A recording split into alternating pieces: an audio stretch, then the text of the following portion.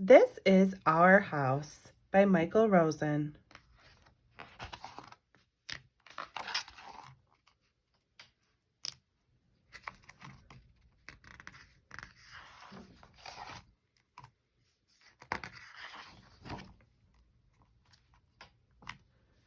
George was in the house. "This house is mine and no one else is coming in," George said. "It is not your house, George," said Lindy. "It belongs to everybody." "No, it doesn't," said George. "This house is all for me." Lindy and Marley went for a walk over to the swings. "It's not George's house, is it?" said Lindy. "Of course it isn't," said Marley. Lindy and Marley looked in the window. "It's not your house, George, and we're coming in." "Oh, no, you're not," said George. "This house isn't for girls." Freddie was walking past with Rabbity. "I've come to put Rabbity to bed," said Freddie.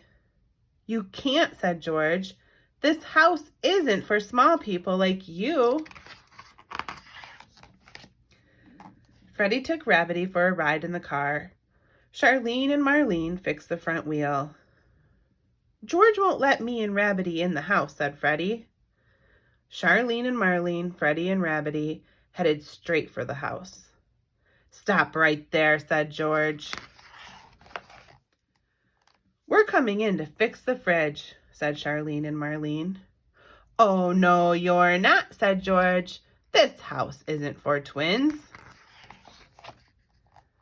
Luther's jumbo jet landed in the house. He went to get it. "Where do you think you're going?" said George. "Flight 505 has crashed," said Luther, "and I'm coming in for the rescue. Fire, fire, wee-oo, wee-oo, wee-oo." "You're not coming in here," said George.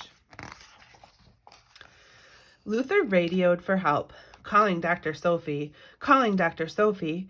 "Can I help you?" said Sophie. "We can't get at the plane, Doctor," said Luther. "Leave it to me," said Sophie.